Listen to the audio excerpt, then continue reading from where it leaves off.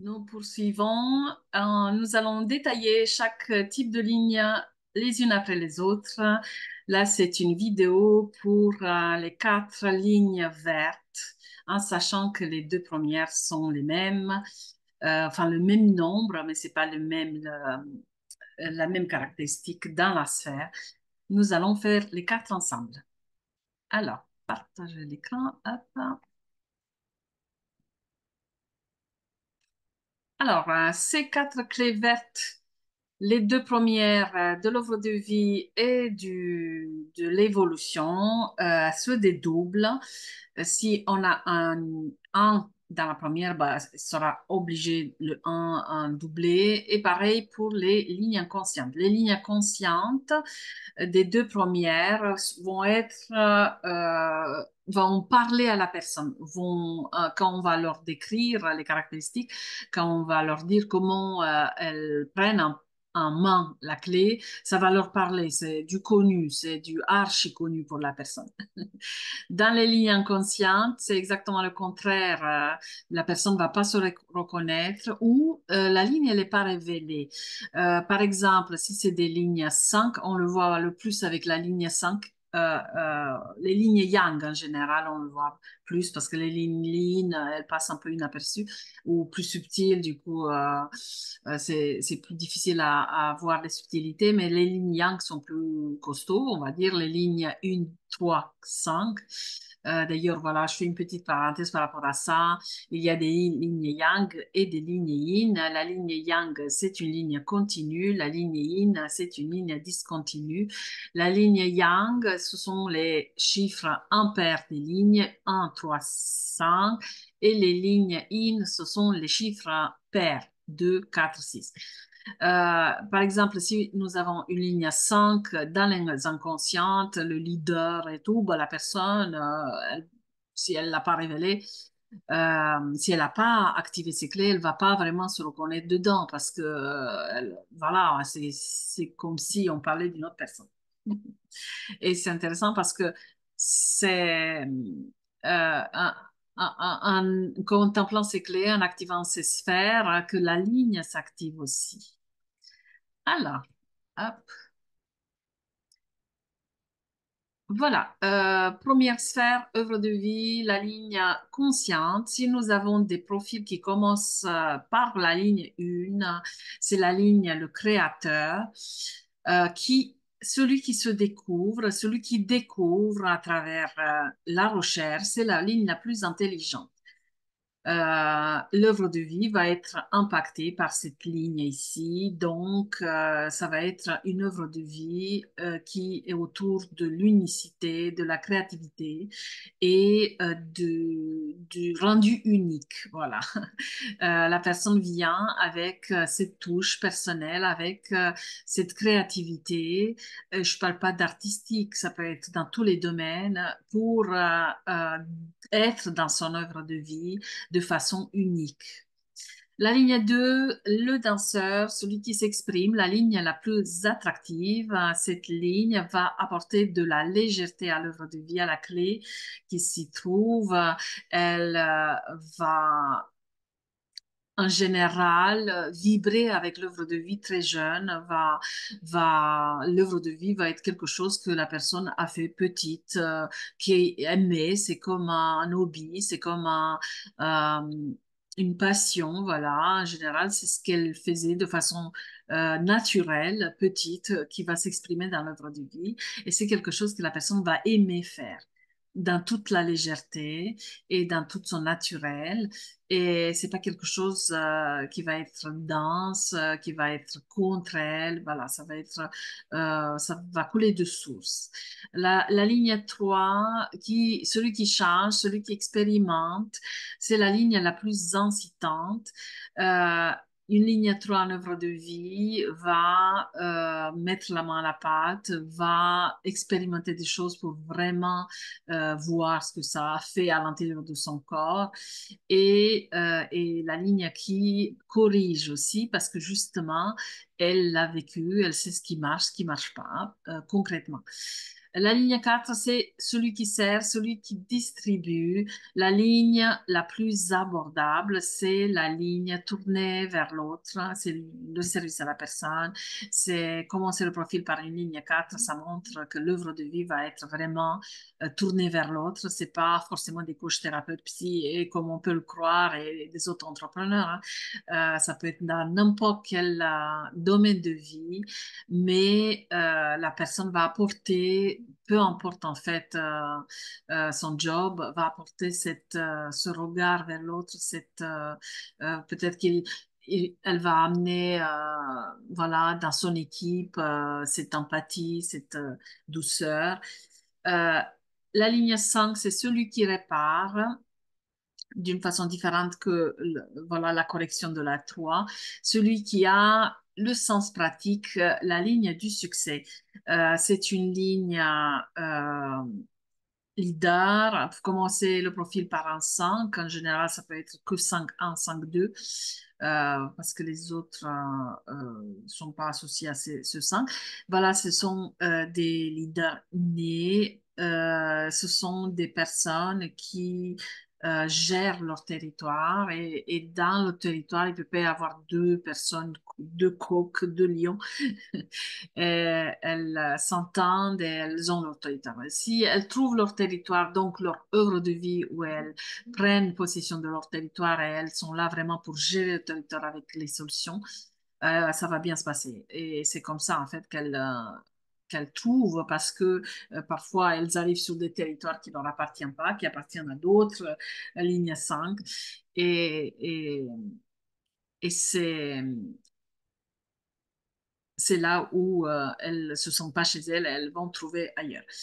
La ligne 6, c'est le professeur, la ligne la plus sage, la ligne de la transmission. Commencer le profil avec une ligne 6, ça donne un tempo plus lent parce que la personne elle a besoin de profondeur, la personne vit plusieurs vies en elle et justement pour réveiller cette ligne 6 de vision, de sagesse, l'œuvre de vie risque de se passer plus tard.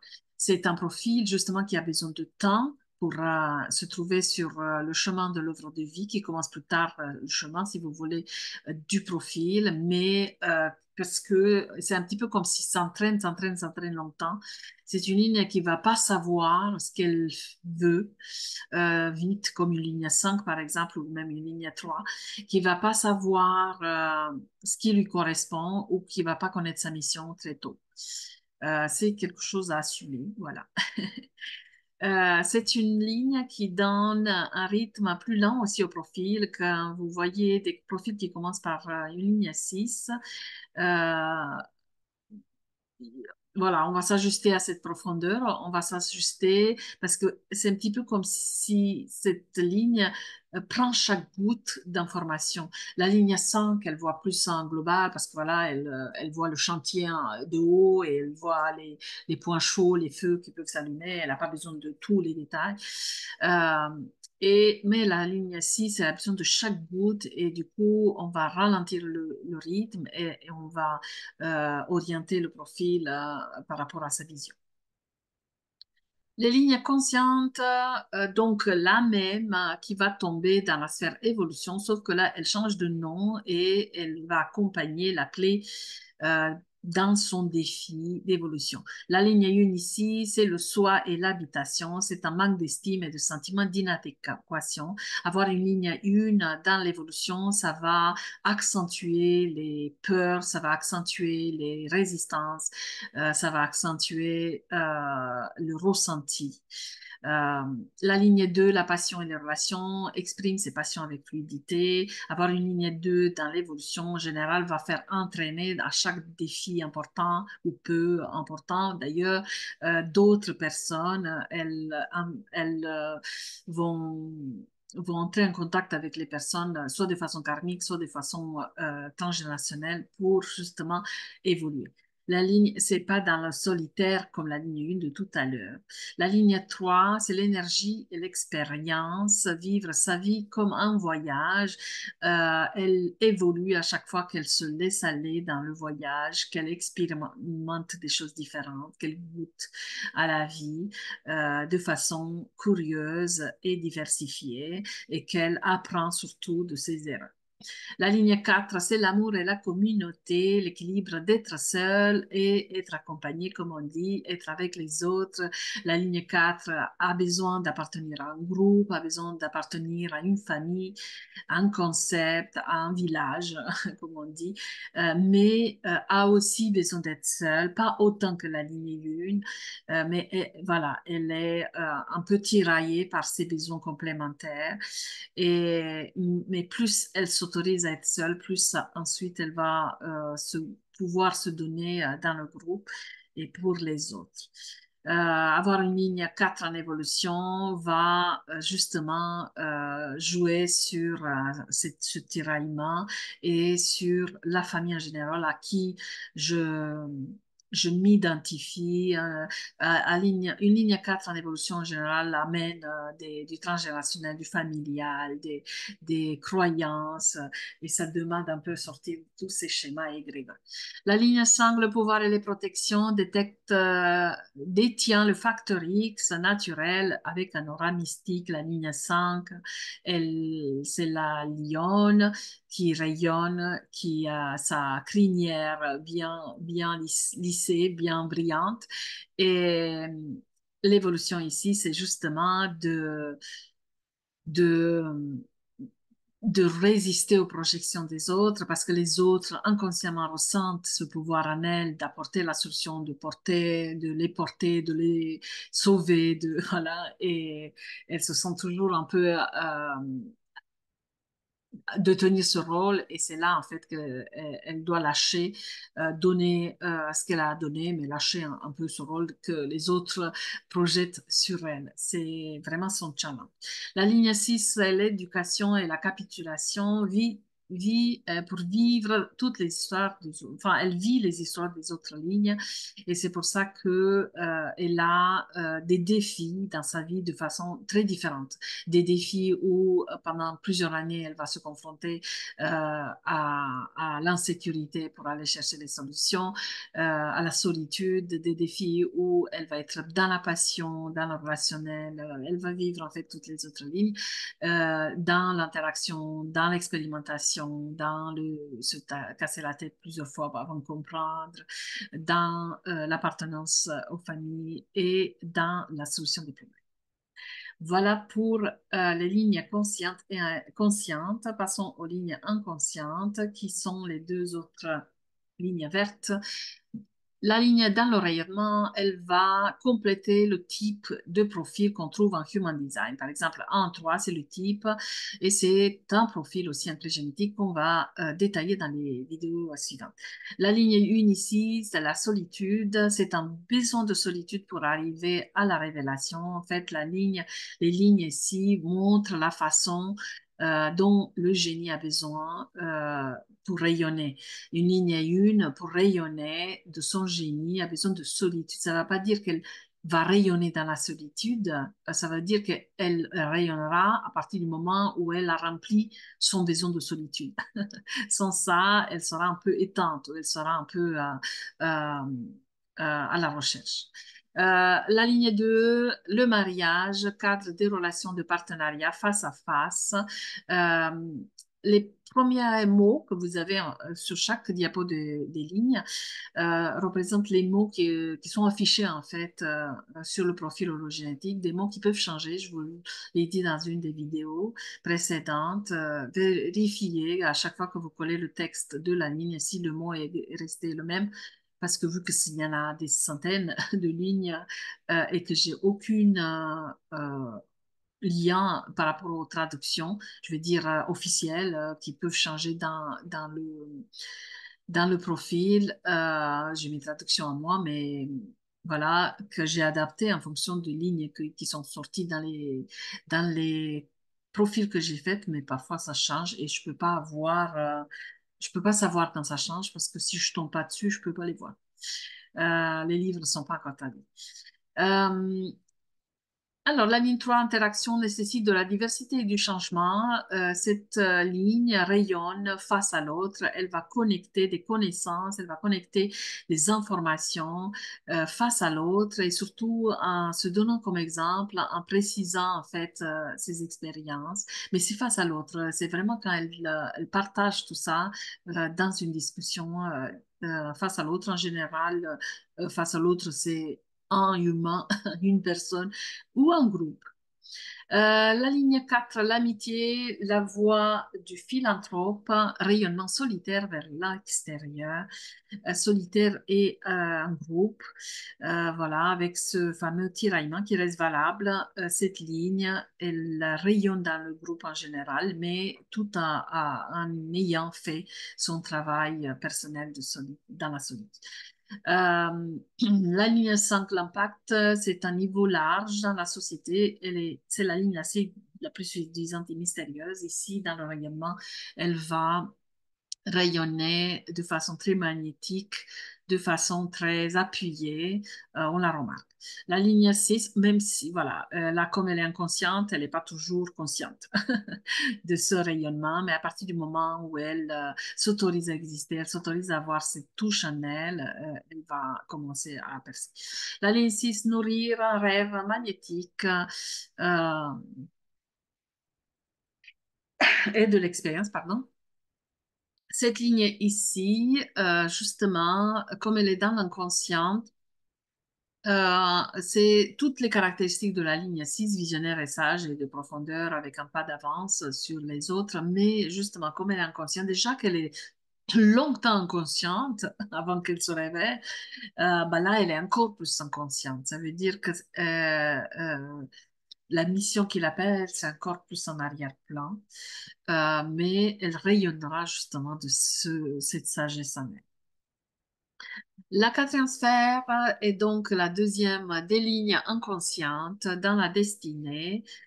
On a la ligne 1, qui est la même donc que tout à l'heure, mais avec un autre mot, un autre rôle. Ici, toutes les lignes vont donner l'endroit ou la façon dont elles se manifestent pour gagner plus de clarté dans sa direction, dans sa destinée. La destinée verte, c'est la destinée de toute la vie en général, et la destinée rouge, qu'on va voir tout à l'heure, c'est la destinée des relations.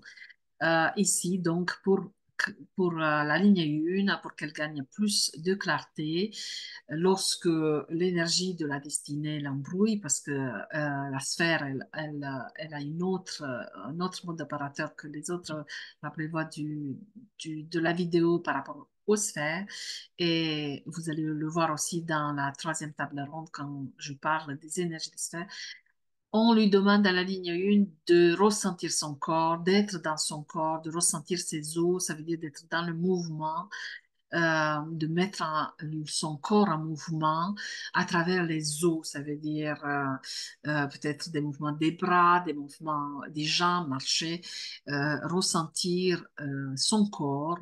Tout simplement, la piscine, les massages, des techniques liées au corps et tout simplement avoir une attention particulière au corps physique. Plus elle est dans son corps, plus elle voit clairement sa destinée et plus elle est ailleurs, plus ça s'embrouille.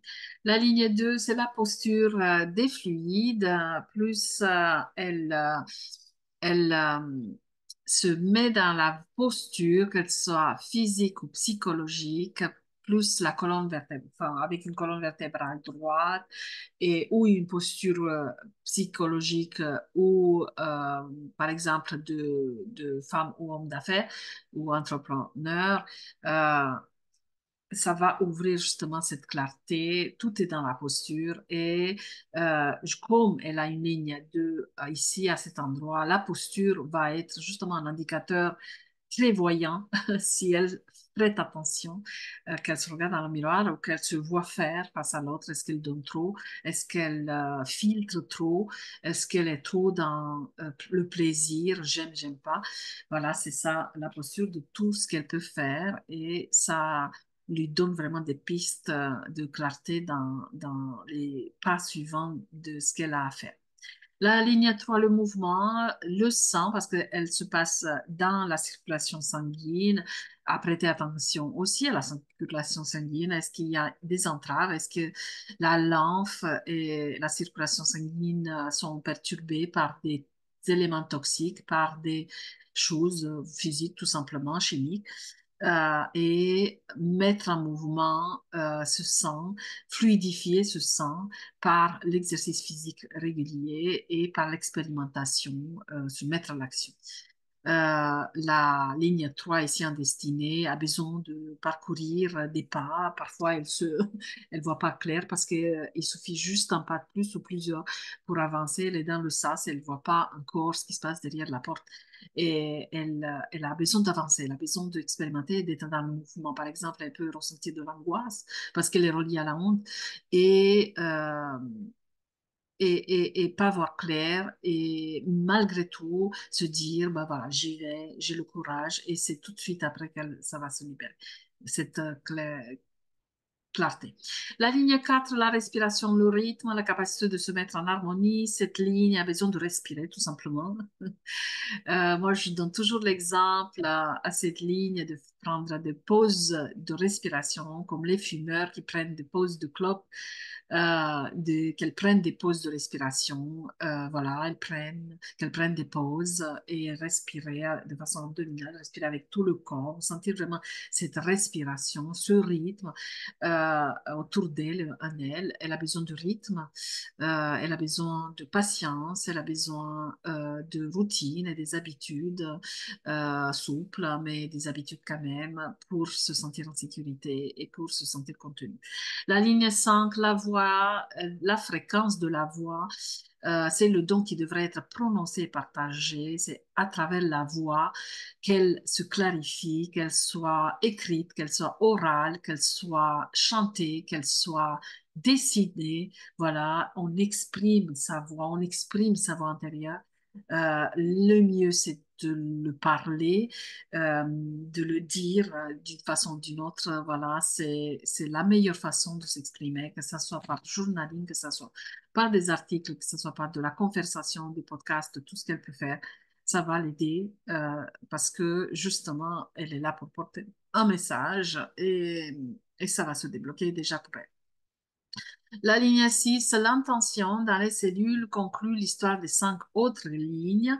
Euh, c'est la ligne qui, justement, est à l'aise avec les intentions, sauf qu'elle ne le sait pas parce que c'est trop naturel pour elle, qu'elle pose les bonnes intentions, qu'elle prenne le temps de poser des intentions pour, justement, c'est pas parce que comme elle est connectée à la vision du futur, euh, c'est la vision du futur, en fait, qui va venir la chercher pour poser des bonnes intentions, des intentions justes qui vont se manifester plus tard et qui vont ouvrir cette voie de la clarté. Alors, pour résumer ces lignes, elles forment une équipe et en général, dans des équipes, c'est quand on fait des profils de lecture d'équipe et je vais vous faire à un moment donné un petit module pour ça. Dans les équipes, on regarde les lignes et pas les clés, pas le profil des clés. Enfin, c'est à travers les lignes qu'on voit comment les équipes se constituent. Et parce qu'il y a des équipes de toutes les lignes. Les équipes qui fonctionnent bien doivent avoir toutes les lignes, mais voilà, elles tournent très bien avec le 1, 2, 3 déjà. Et après, pour avoir les autres lignes, elles passent à d'autres stades de fonctionnement. La ligne 1 va créer, va voir l'idée. La ligne 2 va la passer aux autres, va la transmettre. C'est en général la ligne qui chope le détail, qui dit, ah tiens, j'ai vu une vidéo de tel machin, c'est excellent, va la voir. Elle est là pour transmettre l'information. La ligne est communiquée dessus. La ligne 3, elle parle de son expérience, elle va corriger, elle va dire non, ça va pas aller du tout, je l'ai vécu ou je l'ai vu se faire dans d'autres machins, ça tient pas la route. Elle est là vraiment pour ramener l'idée au stade plus concret. C'est pas encore la solution la plus pratique, mais elle est sur le chemin. La ligne 4, elle va créer la cohésion de groupe, elle va créer le lien avec tous les domaines, elle va avoir peut-être des yeux un peu de connexion que les autres n'ont pas vu. La ligne 5, c'est la voie, c'est la solution pratico-pratique, c'est le concret, c'est la mise en pratique, c'est l'action concrète. Jusque-là, c'était des idées de projet, par exemple, et là, c'est la ligne 5 qui saura de façon technique comment la mettre en pratique et comment on l'a demandé aux autres de la mettre en pratique. C'est pas elle qui fait, mais c'est elle qui voit. Et la ligne 6 voit l'après, voit l'avenir de comment ça va se jouer, comment ça va vieillir, comment ça va parler aux autres. Voilà. Et là, ce regard beaucoup plus un auteur du global. Les lignes de 1 à 5 sont plus de détails avec leur spécificité. Vous avez compris, la ligne 6, elle est plus dans le global avec une vision à long terme. Voilà pour la suite. À très vite.